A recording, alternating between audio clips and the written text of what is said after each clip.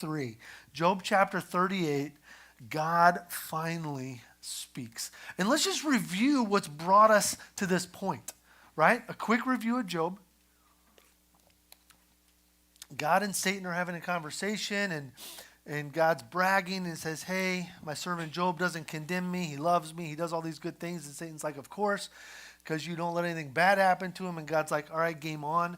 And everything bad that can happen happens to Job. His kids all die. His possessions are all taken. His body is covered from head to sole of his feet in sores. And it's awful. It's awful. His friends come to mourn with him and to comfort him, but his response to them over and over again is, you guys are terrible comforters. You guys have no advice that's beneficial. You're horrible at comforting. You're bad friends. My life is terrible. And Job's just unending plea is to talk to God. He's like, I want to speak to God. I wish that I had a chance to talk to him face to face. Be like, God, why? Why are you?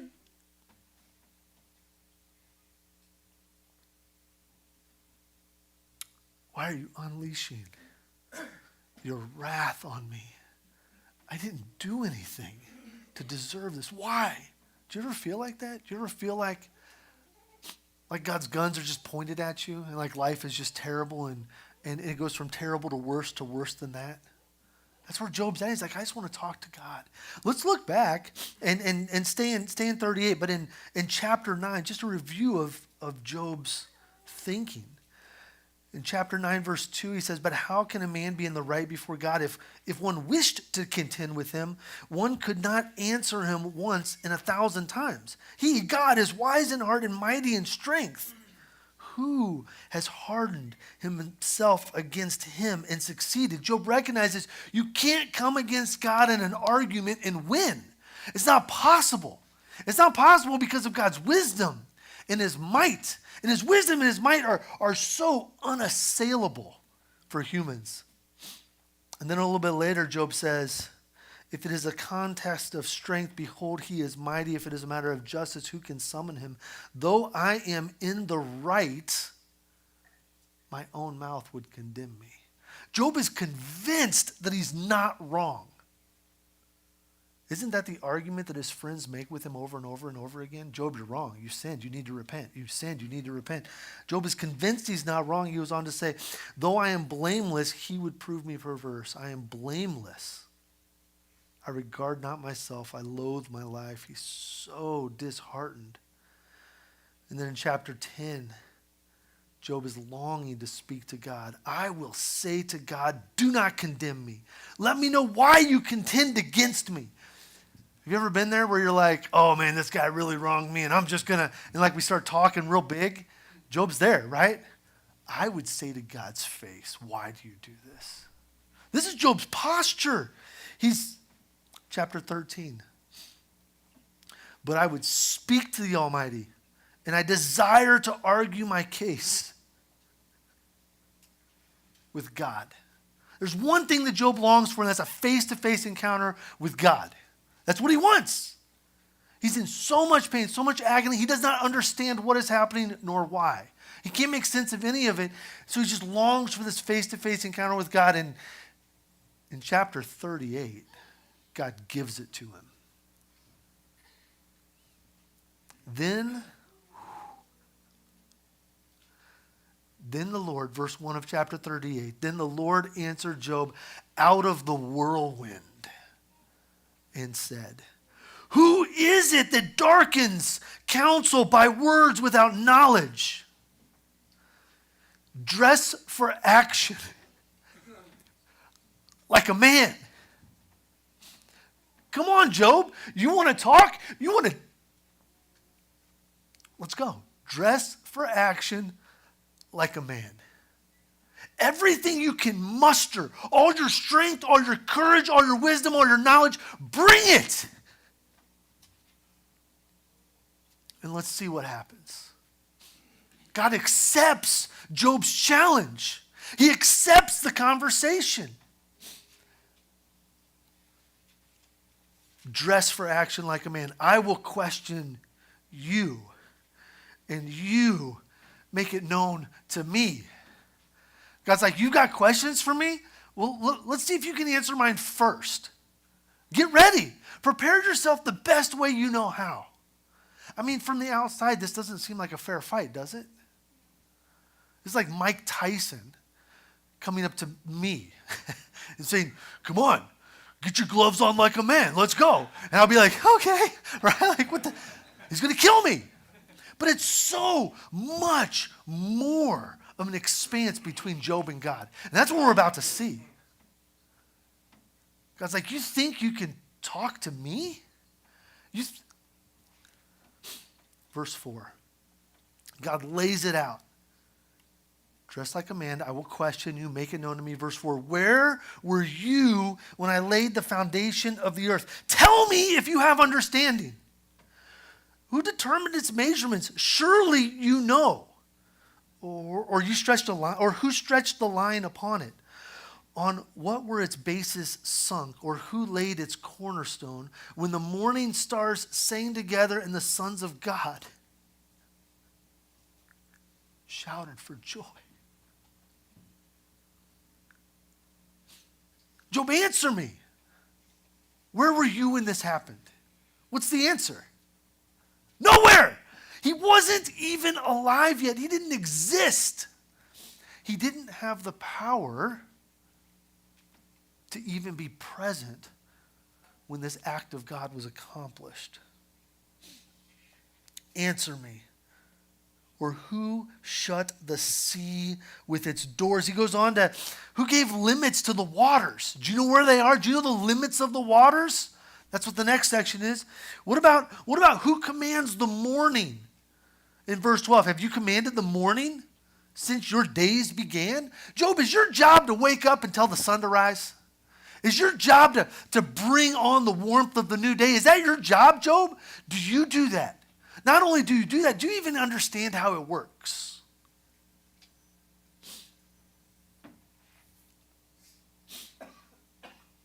Verse 16, have you entered into the springs of the sea or walked in the recesses of the deep? We still haven't done that yet. We've tried. Remember that private sub that was trying to take tourists like super down deep in the ocean? They're like, oh, we have billions of dollars. Let's pay for this joyride. And the deep ate them. We still can't do this. Maybe someday we'll get to the deep. I don't know. Maybe someday we'll understand how the ocean works at its depths. We don't understand it yet. Job, do you understand how it works? Do you understand what feeds the ocean from underneath? Do you get it? No. What about the gates of death? Have they been revealed to you, Job? Verse 17, do you understand how death works? Do you have power over that? Can you come and go through? What about the expanse of the earth? No? Come on, Job, where are you at? Here's an easy one. Verse 19, where is the way to the dwelling of light, and where is the place of darkness? Where does light originate? How does light work? Do you know we still don't know how light works? Did you know that? We still don't know how light works. We've got some really educated guesses based on a lot of observations, but you know what those observations end up revealing? That it's neither a particle nor a wave. It's actually both kind of at the same time, but nothing in our comprehension really has a box for that. We don't have a scientific box for how light works. Maybe someday we will, but we don't have it yet. Job, do you know where light originates? Do you know how it works? No, God, I don't. That would be the answer.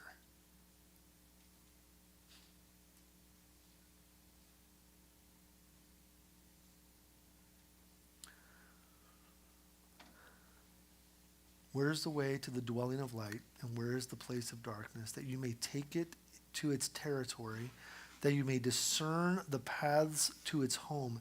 If you know, for you were born then, and the number of your days is great. God is taunting Job. Come on, Job. You were there. You were there when I laid all this out. Come on, answer me. You know. You were there. How could you not know this? This is easy. Oh, he goes on. What about the rain? Do you know how that works? What about the stars? Do you know how that works? Down in verse 34, 35, 36. What about the clouds, the storms? And then in verse 36, who has put wisdom in the inward parts or given understanding to the mind? Who can number the clouds by wisdom? Or who can tilt the water skins of the heaven when the dust runs into a mass and the clouds stick fast together? Loved ones, God is asking Job, who establishes wisdom? Wisdom is, it's knowledge applied.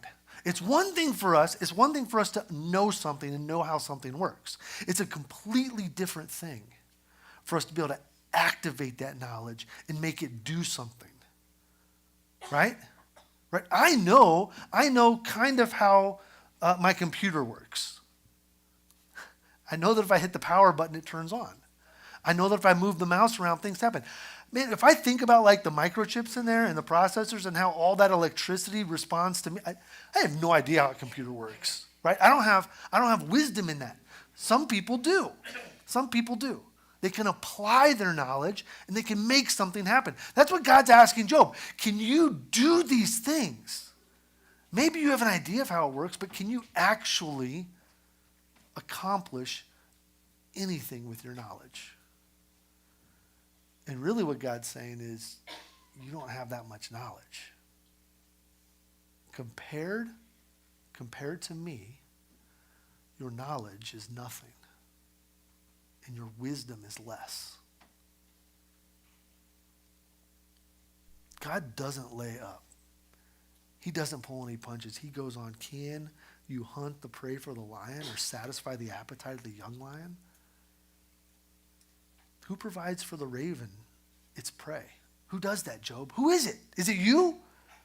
Is it you? You question. See, Job is questioning God's wisdom.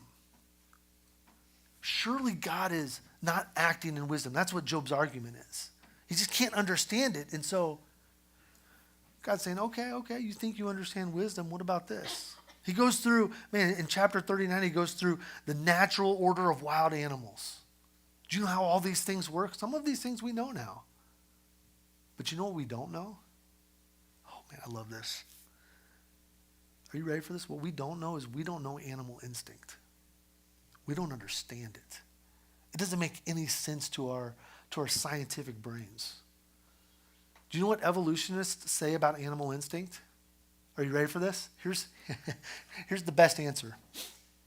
Brains have evolved, and when a brain develops, it's pre-encoded with certain things that the animal knows to do. Pre-encoded. Who the heck puts the code on it? You don't get a computer that just has software that nobody put on it. Somebody put it there. Who put it there? Our scientists, we can't figure out where this animal instinct comes from. We can't figure it out. It doesn't make any sense to us. But you know what God says? He says, I know where it comes from. Look at this. He says, is it by your understanding that the hawk soars? Why the heck do birds fly? What possesses a bird to stretch out its wings and say, okay, I'm going to jump? Right? Sometimes it's another bird in the nest that nudges it out. We had a baby robin die on our back porch the other day. It was so sad, and it got pushed out of the nest by its other birds, and they're like, yeah, let's fly. And like, oh, that was a bad idea, right? Whoever thought it was a good idea to get close to the edge of the nest? Who thought it was a good idea to spread their wings? Who thought it was a good idea? They don't teach them. It's implanted in their brains. There's a wisdom that God imprinted in creation. Job, can you do that? Not only can you do it, do you even understand it, Job? Is it at your command that the eagle mounts up and makes his nest on high? On the rock he dwells and makes his home. On the rocky crag and stronghold. From there he spies out the prey. His eyes behold it from afar. His youngs suck up blood. and where the slain are, there he is. Is it your understanding that does that? No, it's not. Animal instinct is a crazy thing. That's wisdom of God applied in creation. Here's kind of a funny one that I just can't pass up, right? Let's go back. Is it okay? Like, God is just really taking it to Job, right? Let's just look back up at verse 13. Are you with me? What animal? Somebody call out the animal that he's talking about in 13 to make sure we're on the same place. I don't know. What chapter is that? 39. 13. What's the animal? The ostrich. A foolish bird. The wings of the ostrich wave proudly, but they are pinions and pinions and plumage of love?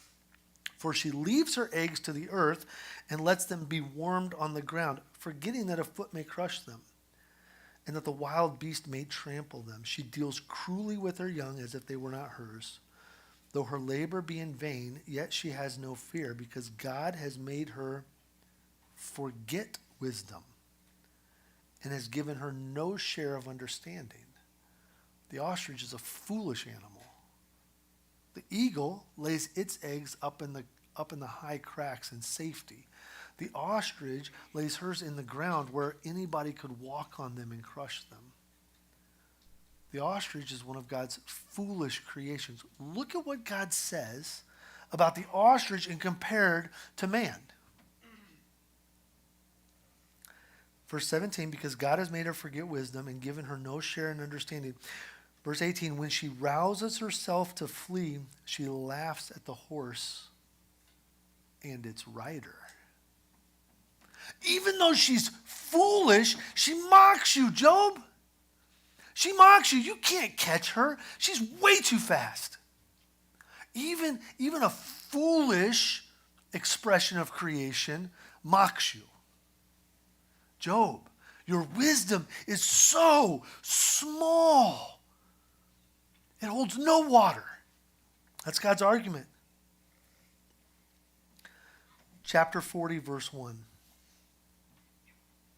Shall a fault finder contend with the Almighty? He who argues with God, let him answer it.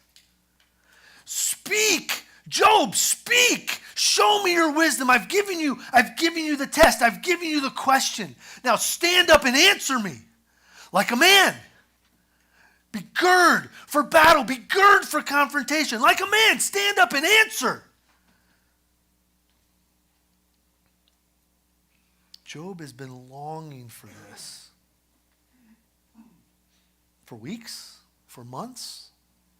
We don't know how long his suffering went. At least a week. They sat in silence for 7 days. Job has been longing for this opportunity. He's been dreaming. He's been pontificating about how he would talk to God. But now that he's face to face with God, now that he's talking to God and God is talking to him out of the whirlwind in power and in might, this is Job's answer. Behold, I am of small account. What shall I answer you? I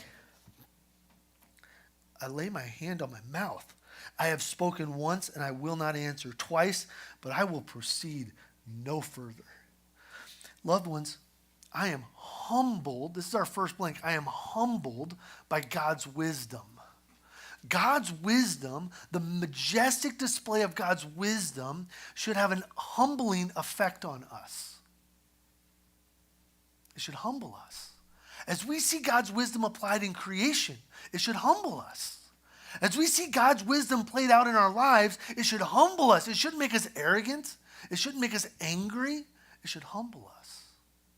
That's the effect of God's wisdom on display. I love talking with people who love science. Right? I love it. I love science too. I think it's incredible. Science is the observation of the created world. It's amazing. Do you know what science shows us over and over and over again? It shows us God's wisdom on display.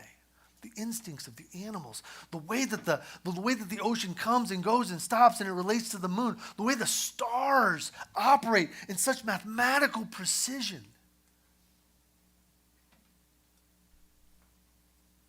The way that tiny little bacteria clean up the earth as they eat away at carcasses. Science is incredible. The observation of God's natural order is amazing. And you know what it should do? It should humble us. As we see God's wisdom on display, we should be humbled. Well, Job says, okay, God, I give. He's crying uncle.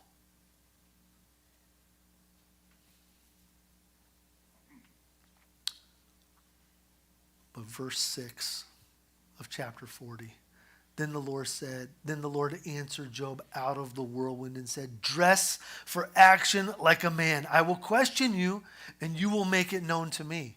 God doesn't let up. He's like, that was just my left hook. I'm coming in with a Superman punch from the right. Like he is coming with power. He's bringing it. Oh, you say uncle? That's okay. We don't do uncle when we talk to God. There's no giving up. You've challenged the Almighty. God comes in for round 2. Dress for action like a man. I will question you and you make it known to me. Will you even put me in the wrong? Will you condemn me that you may be in the right?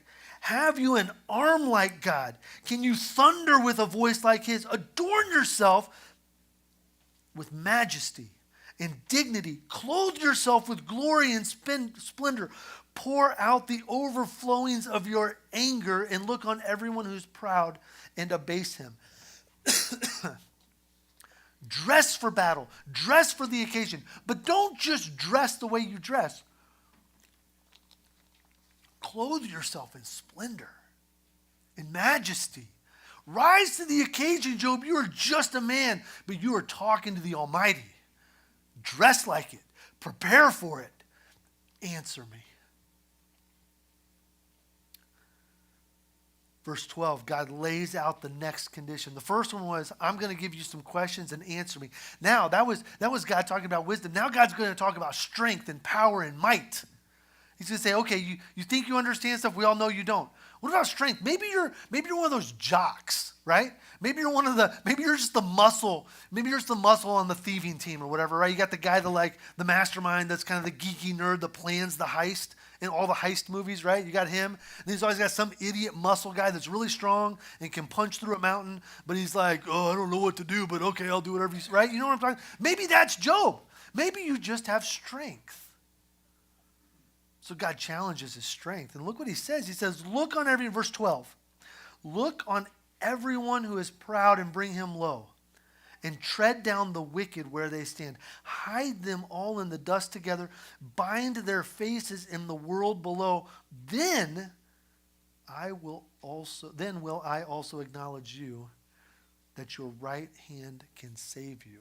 Job, if you can dole out the justice that you claim, if you can humble the proud and put them in their place, if you have the strength and might to do what you're asking me to do, then I will cry uncle. I will say, yeah, you can do it. Yeah, you can what? You can save yourself. God's laying out another gauntlet. So he says, do it. But look at how God does this. This is amazing. I love this next verse. Behold the behemoth, which I made as I made you. Okay, let's just stop and understand what God is saying. So we're going to talk about behemoth in just a minute. But notice, God made behemoth in the same way that he made Job. God is saying, look, I'm not asking you to humble a heavenly creature. I'm not asking you to humble the archangel. I'm not asking you to triumph over Satan himself. I'm asking, can you humble a creature whom I made? You know, the same way I made you. I'm your creator. I'm Behemoth's creator. This should be an even fight. Can you humble him? So who is Behemoth?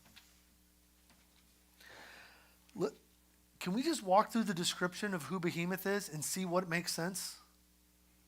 Can we do that? It's pretty hilarious how we try and justify it. But let's just see what it is. He eats grass like an ox. Verse 16, behold, his strength is in his loins. That'd be his haunches and his midsection. And his power is in the muscle of his belly. Okay, let's just think about it. What animal does not have power in their belly? A giraffe. Giraffes don't have power in their belly, right? Right? So it's not a giraffe. It does have strong legs, right? Horses have strong legs. Oxen have strong legs. Buffalo, their strength seems to be more in the front than the back, right? They have those tiny little rear ends. I mean, probably not a buffalo. I don't know, but it's strong. It's strong. It eats grass. He makes his tail, verse 17, stiff like a cedar, and the sinews of his thighs are knit together. His bones are tubes of bronze, his limbs like bars of iron. He's not fragile. His bones are really strong. It's easy to think elephant here, isn't it? Elephants are strong. They're hard to take down. It's easy to think that. What's an elephant's tail like? It's like a little piggy tail, right? They're like these tiny little things just kind of swish back and forth. Can an elephant make its tail stiff like a cedar? No. It can't be an elephant. Let's keep reading. It can't be an elephant, but it's strong. It's muscular. Its skeleton is powerful. Let's keep reading. He is the first of the works of God, or maybe the most majestic, or the firstborn of creation. He's the strongest. Let him who made him bring near his sword. For the mountains yield food for him. So he's big enough to go in the mountains. They yield food for him where all the wild beasts play. Under the locust plants he lies. What's a locust plant? Well, we find out later it's a locust tree, right? In the shelter of the reeds and in the marsh, for his shade is the locust trees. For his shade, the locust trees cover him, and the willows of the brook surround him. So it seems like he has some size. It's not bushes that surround him. He doesn't lay in the grassland for shade. He goes amongst the trees for shade. So he's big. Loved ones, it's interesting. This behemoth sounds massive. Verse 23, behold, if the river is turbulent, he is not frightened. You know who is frightened when the river is turbulent? A horse. A horse is frightened. You have to train a horse to go through a crazy river. You have to work with them a lot. Animals don't really like rushing water, but Behemoth is unfazed by it. Why? Because of his size, his power, his strength. A rushing water, the rushing Jordan. He is, verse 30 or 23, he is confident though Jordan rushes against his mouth. Can one take him by his eyes or pierce his nose with a snare? No, he can't. You can't. Do you know what we put? We put nose rings in bulls. We put nose rings in oxen. We put nose rings in pigs sometimes. We put nose rings, especially in like bulls and oxen, to control them. Can we do that to Behemoth? No. Way too strong. I think, as I read this description, I think it's pretty obvious. I think Behemoth is a massive dinosaur. Right? A lion? Lions don't have big tails, though. Hippopotamus, right? And here's the thing. Over the centuries, people have tried everything they can do to make it not a dinosaur. But a hippopotamus, they do live in the marsh, right? They do eat grass. That part's true. They do that kind of stuff. Their bones are strong. Do you know what their tails are like? Tiny little wimpy tails. It can't be that, right? Their tails aren't big enough. So it sounds like our Brontosaurus is still an acknowledged dinosaur. What do you think it is?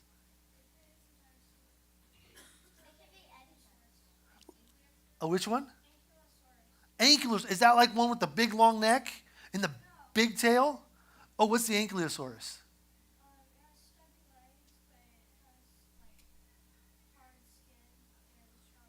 See? That's the type of animal it's going to be, right? What's that?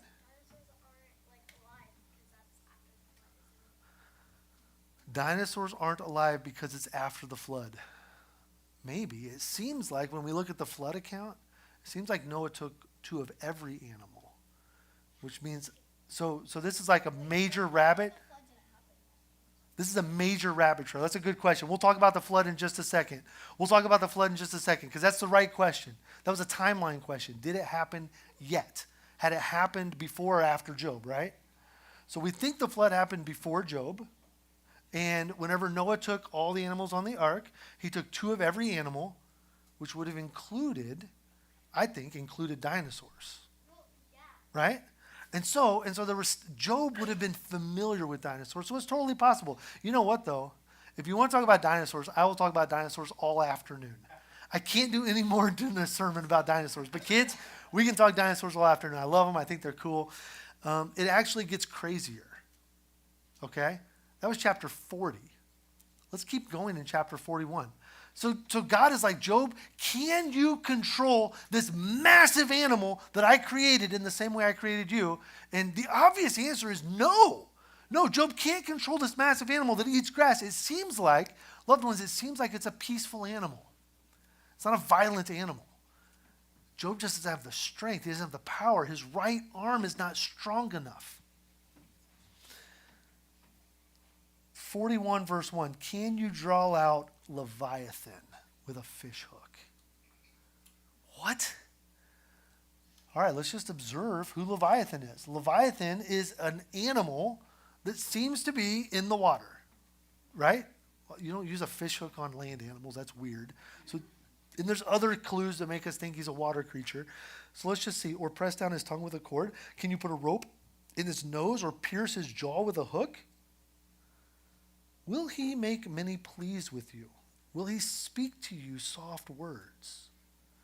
Will he make a covenant with you to take him for your servant forever? Will you play with him as with a bird, or will you put him on a leash for your girls? Will traders bargain over him? Is Leviathan an animal that can be sold at the pet store? Can it be sold on the black market? Can anybody possess Leviathan? Can anyone tame Leviathan? Anyone? No. No is the answer. Can you fill his, look at this, verse 7. Can you fill his skin with harpoons or his head with fishing spears? Let's just think about it for a minute, right? So right now we're on probably a massive sea creature that you can't puncture with harpoons. We've been hunting whales for centuries. We can puncture whales with harpoons. I'm not suggesting that we should or should not. I'm just saying we can. It's something that's happened. But this creature seems different. You say, are you sure it's different? Maybe they just had wimpy harpoons. Maybe. Let's keep reading. Oh, I love this. Verse 8. Do you see what verse 8 says? You read it first. I don't even want to spoil it for you. Read verse 8.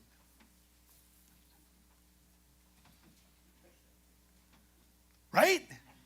Right? When I was a kid, I thought it was so cool to lasso things. I'm pretty good with a lasso. If I'm standing still, if I'm on a horse, I can't hit anything. But if I'm standing still on the ground, I used to be able to pick a person out of a crowd. Not that I would lasso people often, but I was good.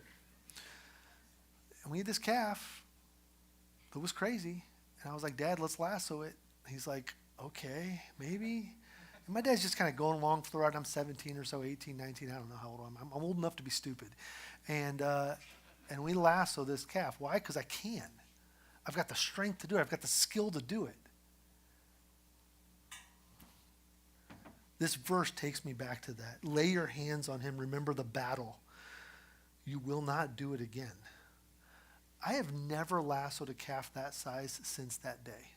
That thing kicked my butt. It dragged me all over the pasture. I mean, I had no hope. My dad just stood there and laughed. He was so unhelpful. It made the calf worse. It was more wild and more crazy after that. It was a young one. It was like 6 months old. It's like a baby right now. It's like 600-800 pounds. It was big, and it kicked my butt. Lay your hands on him. Remember the battle. You will not do it again.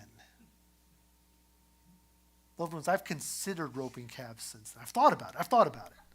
Leviathan, you don't even think about it. Try it.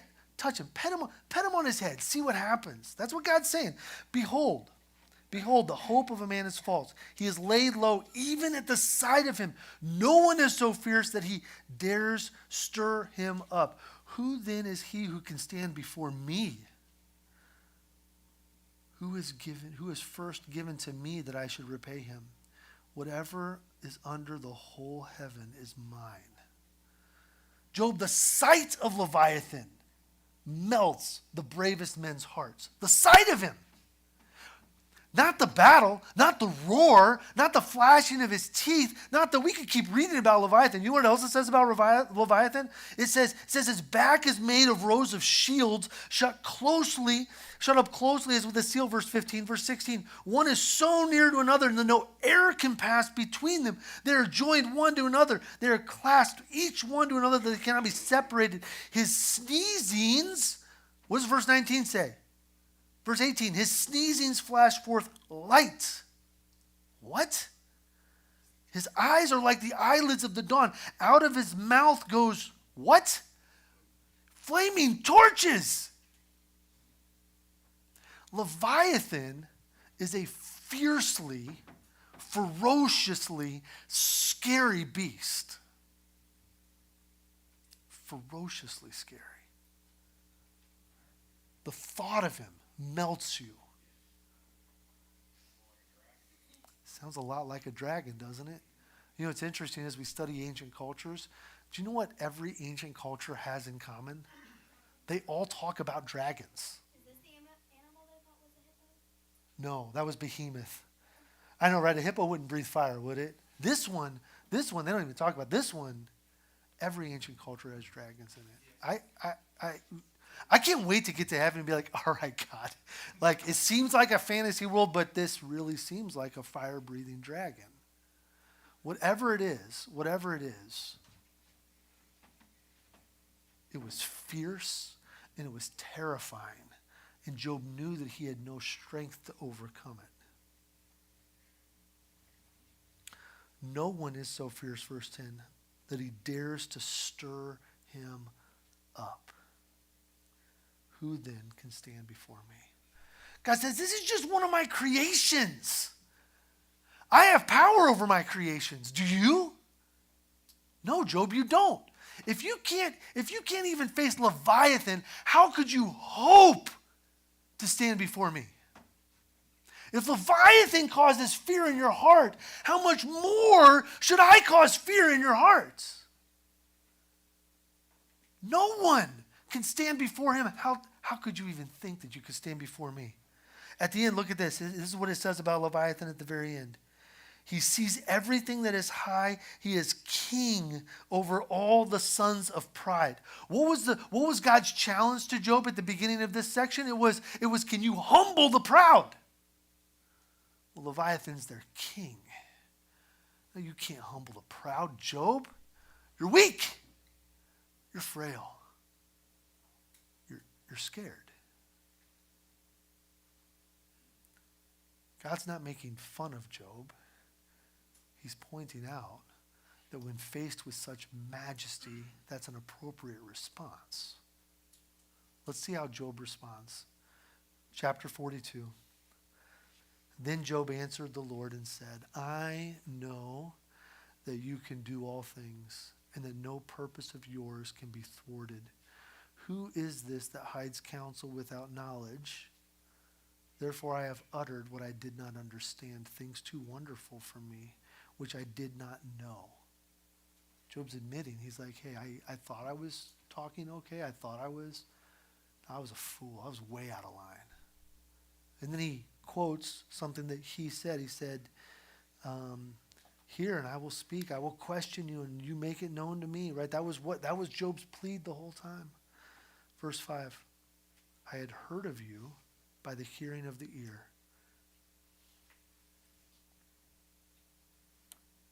But now my eye sees you. Do you see Job's response as he encounters God? He's humbled. Verse 6, therefore I despise myself, and I repent in dust and ashes. Loved ones, our second blank is, I am humbled by God's might. by God's power, by his strength. It should humble us. Lord, forgive us whenever we raise up in arrogance. When we think that we can overtake God, when we think that we are stronger than him, when we think we can do more than him. But we get there so fast, don't we? We forget our place. Like Job, in the first 36 or 37 chapters, he wanted to, we so often want to question God. But loved ones, when we are faced with God, not just hearing about God, but faced with him, we see his majesty, we see his glory on full display. And what is it? It's terrifying. It's majestic. It's beyond anything we can comprehend.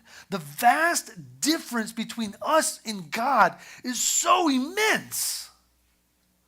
God's created things are so much bigger than us, so much more powerful than us.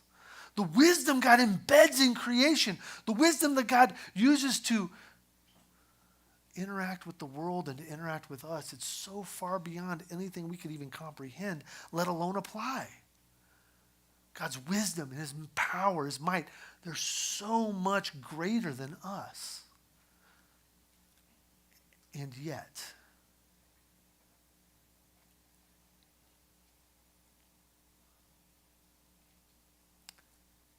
God chose to talk with Job. Do you see this? That God is talking with Job? He doesn't have to do that. See, God's not just so powerful and so far above us, and he's not distant from us. He's near to us. Loved ones, he's close to us. He loves us. He cares about us. And he cares about us in a personal way. He cares about you. He cares about your problems. He cares about your concerns and your pain and your heartache and your worries and your stress. He cares about you. This is the kindness of God that is so mind-blowing. Even though God's wisdom and his strength and power are so far beyond us, he is right here with us. And not only that, loved ones, but he loves you so much that he was willing to die for you. He's not an equal dying for you. He's not Behemoth. He's not Leviathan. He's not a created being. He is the creator. He's the sustainer. He's the origin and the fountainhead of all life. And he chose to humble himself and die on the cross for your sins and for my sins. That's the God we serve. He is powerful. He's also loving and kind. Loved ones, sometimes we get so familiar with the love of God that we forget his majesty. He becomes familiar to us in a dangerous way. But we cannot see his majesty and forget his kindness either. He didn't have to come to Job. What an act of kindness. Job was wrong and God knew it, and yet, God still slowed down and interacted with Job where he was at. I'm so thankful for the way that God does that for me. He's so kind to us, isn't he? In the way that he'll slow down, he'll interact with us where we're at in our own weakness and foolishness. He loves us. He's amazing. That's part of his majesty, isn't it? Well, as the worship team comes up, we're going to close with an older song today.